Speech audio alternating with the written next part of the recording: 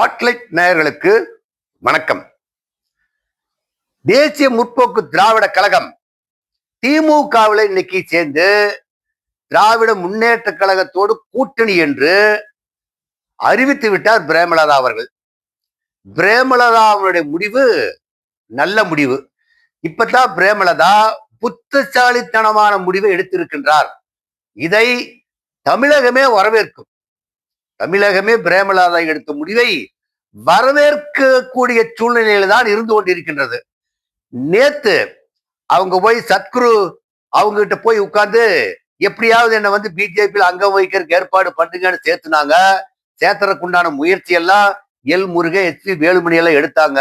ஆனா பிஜேபி தேசிய முற்போக்கு திராவிட கழகத்தை தேசிய ஜனநாயக கூட்டணியில் இணைக்காது என்று நேற்று ஸ்பாட்லைட் டிவி யூடியூப் சேனல் மட்டும்தான் பிஜேபி சேர்த்திக்காதுன்னு சொல்லி பல்வேறு காரணங்களை விளக்கம் எடுத்து சொன்னோம். அதே மாதிரி தேசிய முற்போக்கு திராவிட கழகத்தை தேசிய ஜனநாயக கூட்டணி அங்கம் வகிக்காத அளவுக்கு பிஜேபி செஞ்சிருச்சு. இப்போ பிரேமலதாவுக்கு ஒரு பிரகாசமான எதிர்காலம்ங்கிறது இப்ப நிறுவனம் ஆயிப்போச்சு. இப்ப இதுக்கு முன்னால கலைஞர் கருணாநிதி, விஜயகாந்த் உயிரோடு இருக்கிறப்ப பல்வேறு முயற்சி செஞ்சாங்க. கூட்டணியில சேர்த்தறதுக்கு உண்டான முயற்சி செய்யறப்ப அவரே என்ன சொன்னாருன்னு சொன்னா, பால் நழுவி பழம் நழுவி பால்ல உளுந்துருச்சு, பால்ல உளுந்த பழம் நழுவி வாயில வரக்கூடிய சூழல் இருக்குது அப்படின்னு சொல்லி தேசிய முற்போக்கு திராவிட கழகம் திராவிட முன்னேற்ற கழகத்தில் கூட்டணி அமையும் என்று 2011 கலைஞர் கருணாநிதி பேசினார். ஆனா அன்று அந்த சூழ்நிலை எடுபடவில்லை. அனைத்து இந்த அண்ணா திராவிட முன்னேற்ற கழகத்தோடு விஜயகாந்த் அவர்கள் கூட்டணி வச்சுட்டாங்க. இப்போ கலைஞரையே மிஞ்சிட்டார் ஸ்டாலின் தான் சொல்லணும். இப்ப கலைஞரே என்னமோ முயற்சி பண்ணி தேசிய முற்போக்கு திராவிட கழகத்தை திமுக கடும் உழைத்துமே ஆனா அங்க கலைஞர் சேர்த்த முடியல. ஆனா ஒரு படி மேலே போய் மு.க. ஸ்டாலின் அவர்கள் திராவிட முன்னேற்ற கழகத்துல தேசிய முற்போக்கு ஜனநாயக கூட்டணியை இணைத்தது ஸ்டாலினுக்கு கிடைத்த மிக பெரும் வெற்றி. இந்த வெற்றிக்கு பின்னால யார் இருந்தாங்கன்னு சொல்லி சொன்னா ஏவா வேலு அமைச்சர் தான் பிரேமலதா கிட்ட ஆரம்ப காலகட்டத்தில் இருந்தே பேச்சுவார்த்தை நடத்திட்டு இருந்திருக்கிறார். பேச்சுவார்த்தை நடத்தி எப்படியாவது கூட்டணிக்கு வாங்க, நீங்க வைக்கக்கூடிய டிமாண்ட் எல்லாம் செஞ்சு பூர்த்தி செஞ்சு கொடுக்கணும்னு சொல்லி பல்வேறு இடத்துல பல்வேறு சூழ்நிலை அவங்களுக்கு அறிவுறுத்தியும் அவங்க போக்கு காமிச்சுக்கிட்டே இருந்தாங்க. இப்ப நேத்து தேசிய ஜனநாயக கூட்டணியில் உங்களுக்கு இடம் இல்லைன்னு சொன்னியும் பிரேமலதா தடாலடியான முடிவு. இந்த முடிவை தேசிய முற்போக்கு திராவிட கழகத்தில் இருக்கக்கூடிய தொண்டர் ஒவ்வொருத்தரும் மகிழ்ச்சியோட கொண்டாடிட்டு இருக்கிறான். இப்போ இதற்கு முன்னையே சேர்ந்திருந்தாங்கன்னு வச்சுக்கோங்க, இந்த விருப்பு மனு வாங்குறதுக்கு முன்னால சேர்ந்திருந்தா தமிழ்நாடு முழுக்க விருப்பு மனு இவங்க சொன்ன விட 10,000 ரூபாய் 234 தொகுதிக்கும் போட்டி போடுன்னு பணம் கட்டியிருப்பான். இப்போ சூழ்நிலை மாறிவிட்டது. இப்போ விருதுநகர் தொகுதியில விஜய் பிரபாகர் இந்த தடவை தேர்ந்தெடுக்கப்பட்டு 2026 சட்டசபையில நுழைவது உறுதியாகி போச்சு. 8 சீட்டு கொடுக்கறதா பேசியிருக்காங்க. ஒரு பாராளுமன்ற ராஜ்யசபா சீட்டு, அந்த ராஜ்யசபா சீட்டு இன்னும் உறுதி செய்யப்படவில்லை. ஆனா 8 சீட்டுங்கிறது உறுதி செஞ்சிருக்கிறாங்க. அதுல விஜய பிரபாகர் விருதுநகர்ல போன தடவை நின்று குறைஞ்ச ஓட்டுல தோற்றதுனால இந்த முறை அங்க விருதுநகர்ல அவர் நிறுத்தப்படுவார். ஏன்னா விருதுநகர்ல ஏற்கனவே இந்த காங்கிரஸ் கொஞ்சம் ஆட்டம் கட்டிட்டு இருக்கு இல்லைங்களா, அத பெல்ட் தட்டணுங்கிறதுக்காக வேண்டி இந்த முறை அங்க நிறுத்தப்பட்டு கிட்டத்தட்ட 8 சீட்ல ஒரு 5-6 சீட்டு வரலும் தேசிய முற்போக்கு திராவிட கழகத்தினுடைய எம்எல்ஏக்கள் 2026 சட்டசபைக்குள்ள போறாங்க அப்படிங்கிறது உறுதியாயிருச்சு. இந்த முடிவு பிரேமலதா எடுத்தது மிக மிக புத்திசாலித்தனமான முடிவு.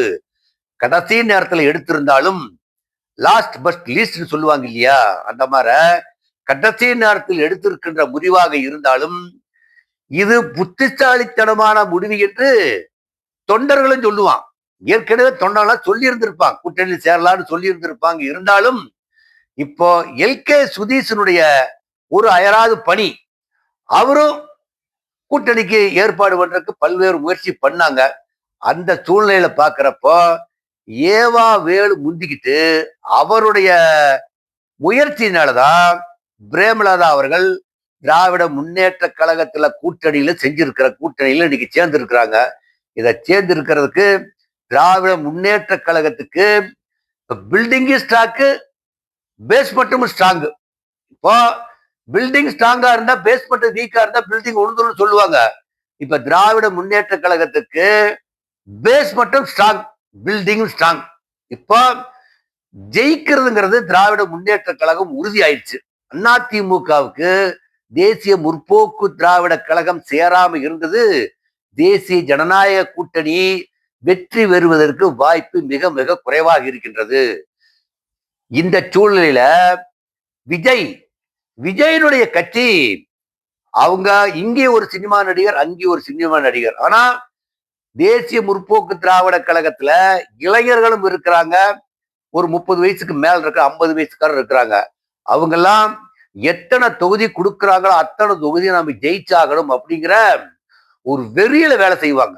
ஒரு வெறியில திராவிட முன்னேற்ற கழகத்தோட இணைஞ்சு பணியாற்றி வெறியில வேலை செஞ்சு வெற்றி பெற வச்சு திராவிட முன்னேற்ற கழகத்தினுடைய 2024 அமைக்கக்கூடிய ஒரு அமைச்சரவையில இடம்பெறுவது கூட வாய்ப்பு இருந்தால் இருக்கலாம், சொல்ல முடியாது. ஏன்னா பிரேமலதா ஒரு டிமாண்ட கூட வச்சிருந்திருக்கலாம். ஆனால் சட்டசபையில எம்எல்ஏக்களுடைய பிரதிநிதிகள் உள்ள போறதுங்கிறது உறுதியாயிடுச்சு. இந்த சமயத்துல அதிமுக நிலைதான் ரொம்ப கஷ்டமான சூழ்நிலையா இருக்குது. இப்போ அதிமுகவை ஜெயிக்கிறதுக்கு இல்லாம என்னென்ன பண்ணணுமோ அத்தனை யுக்திகளையும் திராவிட முன்னேற்ற கழகம் செஞ்சுக்கிட்டு இருக்குது.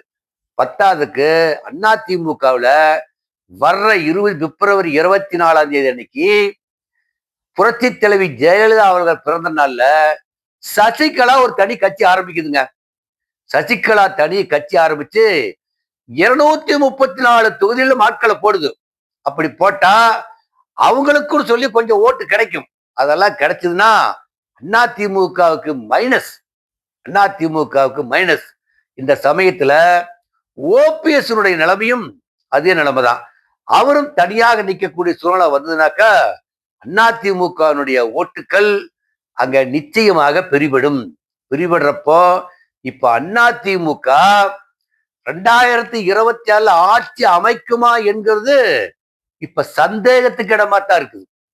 இருக்கிற கட்சியெல்லாம் 1-2% 3% ஓட்டைகளை எடப்பாடியார் சேர்த்திடுவாங்க, வெற்றிகரமா பேச்சுவார்த்தை முடிச்சிருவார்னு எல்லாம் எதிர்பார்த்துட்டு இருக்கிற சமயத்துல இப்போ பிரேமலதா விஜயகாந்த் அவர்கள் திராவிட முன்னேற்ற கழகத்துல போய் சேர்த்துக்கிட்டாங்க. 2026 என்பது அதிமுகவுக்கு ஒரு சிக்கலான சூழ்நிலை, அது உறுதிபட தெரிஞ்சு போச்சு. இப்போ தேசிய முற்போக்கு திராவிட கழகம் அங்க வந்ததுனால காங்கிரஸ் ஆசிலேஷனா இருக்குது பாத்தீங்களா. நாம் இங்க போறேன் அங்க போனா கூட்டணியில் இடம் கொடுக்குறேன், இங்க 50 சீட் கொடுக்கறத இப்ப கூட்டணி சேர்த்துனது காங்கிரசுக்கு வச்சு செக்காத்தான் நம்ம நினைக்கணும். மு.க.ஸ்டாலின் அவர்கள் காங்கிரசுக்கு வச்ச செக்கு மாதிரிதான் நம்ம நினைக்கணும். இப்ப காங்கிரஸ்ல என்ன பண்ணுவாங்கன்னா விஜயோட பேச்சுவார்த்தைக்கு இனிமேல் போக மாட்டாங்க. ஏன்னு கேட்டா ஏற்கனவே அந்த ஒரு குறைஞ்ச ஓட்டு வித்தியாசத்துல தான் அதிமுக தோல்வி அடைஞ்சது. இப்ப விஜயகாந்தினுடைய ரசிகர்களுடைய ஓட்டும் தொண்டர்களுடைய தேசிய முற்போக்கு திராவிட கழகத்தினுடைய ஓட்டும் சேர்றப்போ திராவிட முன்னேற்ற கழகம் வெற்றி வாய்ப்பு உறுதி செய்யப்பட்டு விட்டது. இதுல ஜெயிச்சது யாருன்னு சொன்னா ஏவா வேலு தான் ஜெயிச்சார். ஏவா வேலு ரெண்டுமே தெலுங்கு ஒண்ணு சேர்ந்து இப்ப திமுகவில் சேர்ந்துக்கிட்டாங்க. இப்போ திமுகவில் சேர்ந்ததுனால அனைத்து இந்திய அண்ணா திராவிட முன்னேற்ற கழகம் அடுத்து என்ன செய்ய போகுது என்பதை அரசியல் வல்லுநர்கள் உற்று நோக்கி பார்த்து கொண்டு இருக்கின்றார்கள். இப்போ தேசிய ஜனநாயக கூட்டணியில் அதுல இருக்கிறவங்க எல்லாமே இப்ப கொஞ்சம் ஆடி போயிருப்பாங்க. பிரேமலதாவோட முடிவுனால விஜயும் ஆடி போயிருப்பார். கண்டிப்பா தளபதி விஜய் தமிழக வெற்றி கழகம் ஆடித்தான் போயிருக்கும்.